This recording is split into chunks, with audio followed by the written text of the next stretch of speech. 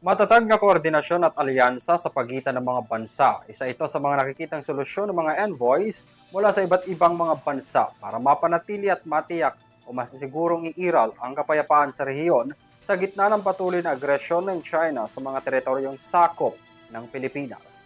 Balita hatid ni Alvin Pelobello. Nagpahayag ng pagkabahala ang mga envoy mula sa Australia, Canada, France, Germany at Japan sa mas tumataas na tensyon sa South China Sea, kabilang na ang panganib na dulot ng eskalasyon, panunukso, pagbagsak ng rules-based order at iba pang insidente gaya ng pambobomba ng water cannon sa bahagi ng exclusive economic zone ng Pilipinas. Sa pagpapatuloy ng Manila Dialogue on the South China Sea, sinabi ni Japanese Ambassador to the Philippines Endo Kazuya na mahalagang magkaroon ng kaalyado sa rehiyon upang mapataas ang koordinasyon at may pakita ang napagkasundoang determinasyon para mapanatili ang rules-based maritime order sa Indo-Pacific region.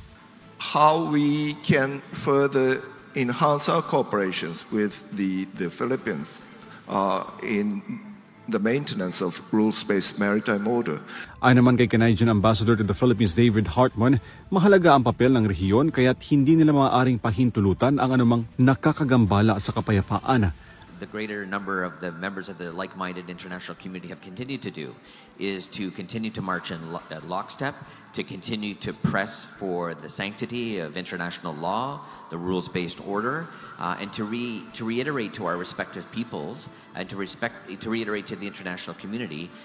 It reflects, I think, the fact of the growing alignment and worldview and interest between Australia and the Philippines.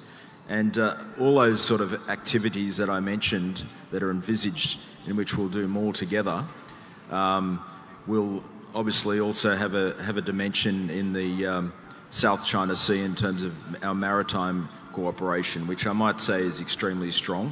Git naman ni dating Associate Justice Antonio Carpio, pumayag umano ang China sa arbitration na maging bahagi ng UNCLOS o United Nations Convention on the Law of the Sea. Umaasa naman ang Pilipinas na maisasapinal na ang Declaration of Conduct of Parties in the South China Sea sa paparating na chairmanship ng Manila sa Association of Southeast Asian Nations o ASEAN sa susunod na taon. Taong 2016 noong iginawad ng Permanent Court of Arbitration ang exclusive economic zone ng Pilipinas sa West Philippine Sea. Pero patuloy itong hindi kinikilala ng China at sa halip mas nagiging agresibo pa ang mga barko ng China, bagay na nagpapatuloy na banta sa mga barko ng Pilipinas at sa mga mangingisdang Pilipino. Para sa EuroTV News, Alvin Pelobello sumasaludo sa bawat Pilipino.